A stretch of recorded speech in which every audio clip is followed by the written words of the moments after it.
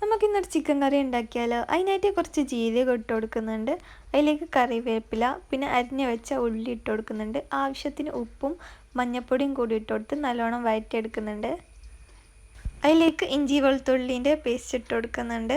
പച്ചമുളക് അരിഞ്ഞതും 2 തക്കാളിയും അരിഞ്ഞതും ഇട്ട് കൊടുക്കുന്നുണ്ട്. മുളകും മല്ലിയും വറുത്തരച്ചതാണിത്, അത് അതിലേക്ക് ഇട്ട് കൊടുക്കുന്നുണ്ട്. അതിട്ട് കൊടുത്ത് നല്ലോണം മിക്സ് ചെയ്തെടുക്കുന്നുണ്ട്.